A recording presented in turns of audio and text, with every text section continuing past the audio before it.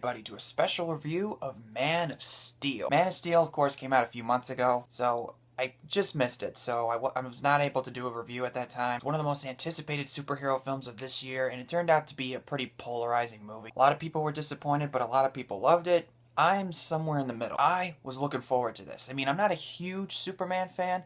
I'm Batman and Spider-Man when it comes to superheroes, but I really liked the original 1978 film with Christopher Reeve and the second one. I've not seen the third and the fourth ones, and I did not hear too many good things about those. I saw Superman Returns when it came out. I thought it was fine, but thinking about it in retrospect, it was a pretty boring movie, but I appreciated what Bryan Singer was trying to do. So when the trailers came out for Man of Steel, looked promising, didn't they? That looked like there was going to be some really deep meaning to this movie, and I just thought, dude, I'm digging the tone of this movie. I mean, looks a little depressing, but I hope it doesn't turn out to be too depressing. And when that third trailer came out, I mean, I saw it when I was in AIT in my downtime and at the movie theater on my weekend pass. And the more I saw that trailer, I just went, I have to go see this. It looks awesome. And after seeing it, it was good. I enjoyed it, but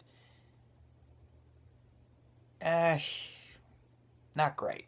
It wasn't great, but I don't think it was that bad. That's just me. But what I did like, the cast I thought did very good. Henry Cavill, while he's no Christopher Reeve, he was excellent as Superman. He really was. And as Clark Kent, I thought he was good too. Russell Crowe I thought was very good as Jor-El. Kevin Costner I thought was good. Diane Lane, Amy Adams. I love Amy Adams. She's one of my favorite actresses. Love her. Can't get enough. I loved the opening sequence on Krypton. I thought that was amazing. I mean, you really got the sense of what Kryptonian culture was like showing the animals and like the way the cities looked and everything and the atmosphere. It kind of looked like Lord of the Rings and The Matrix and Star Wars or Avatar. And I liked the flashbacks to Clark's youth, even though I'll get into the negatives in a little bit. Bouncing back and forth felt a little bit unbalanced, but I'll get to that later. And it was cool to see some action in Superman. I was so glad to see that. But like I said, we will address that in the negative aspect. So overall, the cast I thought did very good. Sometimes even great. Henry Cavill, I think, is the best Superman we've had. He's no Christopher Reeve. Nobody, in my opinion, can ever replace Christopher Reeve. But, you know, I'm always open to a new actor who's going to play Superman. And I thought he was a really good choice. The score by Hans Zimmer, not as good as John Williams, of course, but I loved that theme. As far as the problems I had with it, this movie's not perfect. It has a lot of problems. For one thing, like I said, the pacing, like jumping back and forth between Clark's youth and to his adulthood, could have been polished a bit. I mean, I saw what they were trying to do. It was similar to like what we saw in Batman Begins, where we jump back and forth in Bruce Wayne's life, which I thought was interesting, but for some reason it wasn't as effective. They kept bouncing all over the place. The plot's kind of all over the place. As far as the action goes, I know I'm probably gonna get a lot of hate for this. It was cool to see Superman kick some butt. There was definitely too much. Not that I'm against action. I think action serves a story well if you know how to do it right. Like in the Avengers. I thought that worked perfectly. This one, too much. There's too much. My mom even said, too many flashy explosions, not enough downtime. And I thought, you know what? I completely agree. And especially when Superman and Zod are flying through the buildings, breaking everything, I just went, okay, you can stop now. Oh yeah, and just one more thing. Forgot to mention, Michael Shannon as Zod. Now, I don't have anything against Michael Shannon. I think he's a really good actor. But as far as him playing Zod, I think he did fine.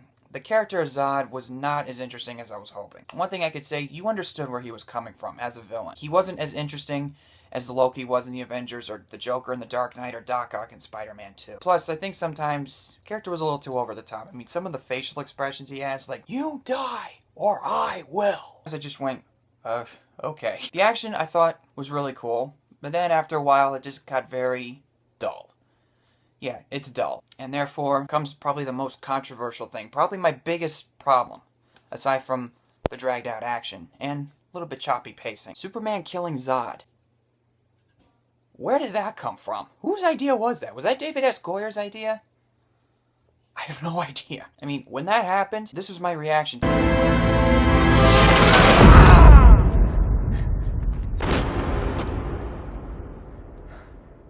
Now, a lot of people say he made the right choice. Other people say he didn't. The choice to put that in there, not a smart idea, because he didn't touch upon that. It just came out of nowhere for me. And me personally, I'm torn. One part of me says, well, it was justified. You know, Zod was going to kill those people, so Superman was justified. But then the other part of me was saying, but would Superman really kill somebody? Would he really do that? Because they didn't touch upon that at all. But in any case, I mean, this movie, it's a mixed bag for me. It really is. And I do own it on Blu-ray because I like watching it sometimes because I think there was a lot of potential in this movie. And the relationship between Lois and Clark, just like that. It was just, it reminded me a lot of the relationship between Peter and Gwen in Amazing Spider-Man. It's just so random. It just came out of nowhere. Overall, this was not quite the Superman movie I was hoping for, but for some reason, I like watching it from time to time because there's a lot of potential in this movie. So as far as my final grade, I'm just going to let you know this. Some movies, I like to bounce back and forth between a letter grade. So it'll be either B- or C+. That's how I feel. Some days I C+, sometimes I go B-. Those are my thoughts. If you like it, hey, good for you. I find it somewhat enjoyable, and I do like watching it sometimes, but sometimes it's just like, could have been better. So what do you guys think of Man of Steel? Let me know down below in the comments section, and if you like this, please subscribe to my channel, and I'll see you later.